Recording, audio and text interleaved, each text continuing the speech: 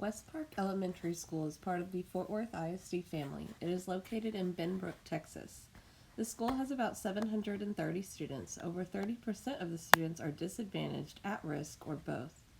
It has about a 15% mobility rate. 5% of the students are African American, 23% are Hispanic, 1% are Asian or Pacific Islander, 5% are two or more races, and 5% have LEP. The teacher-to-student ratio is 1 to 16. There are 55 teachers, professional support, and educational aides. Teachers are paid an average salary of $58,000 with an average of 10.8 years of experience. Bilingual ESL, gifted and talented, and special education make up 25% of the student body, and regular education covers the rest. The school offers a few community clubs and activities such as PTA, Dad's Club, and the district-wide Fort Worth ISD partner with the school program. There are 4 parks around the school, as well as Whitestone Golf Club, Benbrook Equestrian Trails, and Benbrook Lake. Mrs. Tate's classroom environment was a well-organized one. Her classroom management included a pocket chart for centers, a classroom jobs chart that changed weekly, multiple centers, a word wall for sight words, a Promethean board, and a calendar schedule and weather chart on her whiteboard. Her class was made up of 10 boys and 10 girls, all between the ages of 5 and 6. 16 students were white, 1 was Asian, and 3 Hispanic. Only 1 student spoke another language, which was Spanish. One of her kids had been diagnosed with ADHD but was unmedicated. 2 of her girls could read at 2nd grade levels, and 1 boy could read at a 3rd grade level. Repetition was an extremely popular learning style I noticed in the classroom. Many of the students in Mrs. Tate's kindergarten class were very smart. I noticed that many of the students learned best through visual and auditory teaching methods. Mrs. Tate has 1 child in her class who's an ELL, and I've noticed that she learns better through hands-on activities and one-on-one learning with Mrs. Tate. Even though she is still learning English, Mrs. Tate said that she is doing very well in most of the other subjects they cover. The only subject she really struggles with is reading. Another student in her class has had a rough life. His family has moved around a lot for their own reasons.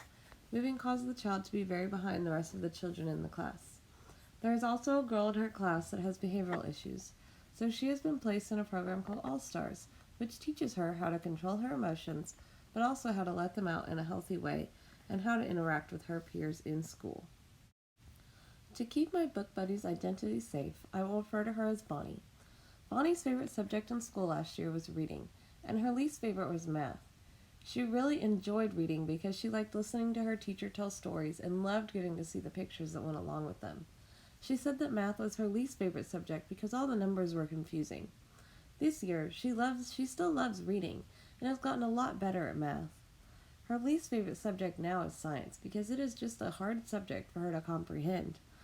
My student's first language is Spanish. This makes school much more challenging for her, especially since her family speaks mainly Spanish at home. She has an older brother who speaks English and Spanish, so he helps her a lot with her homework because her parents cannot read English very well. Bonnie says she does not know how science could become easier for her, but I think with more practice she will get a better grasp of the subject. Examples of engagement that I saw in the classroom were brain breaks throughout the day, such as Go Noodle songs and free art time after the students have completed work. An example I saw of repetition was that the teacher goes over sight words every morning. They start by talking about the words they are learning that week, and then go over all of their other sight words through say, spell, say.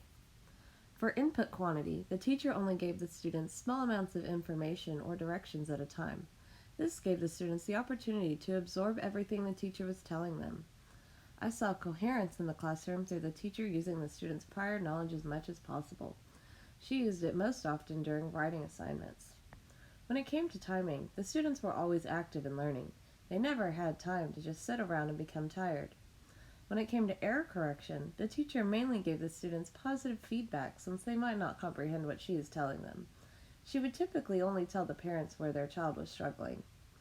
Emotional states were an obstacle in this class. One of her students has behavioral issues that involve a lot of screaming, crying, hitting, and kicking. If she becomes too disruptive, the teacher must stop what she's doing and call for help from the people in the office.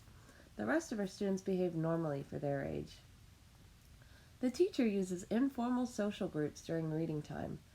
The students get a new paper book every week and have to read it every night with the help of their parents, and then bring it back to school the next day. At school, the students are put into little reading groups of 3, and each student must read their book to the group. They all have the same book, which allows them to help each other if they stumble over a word or do not know how to say it.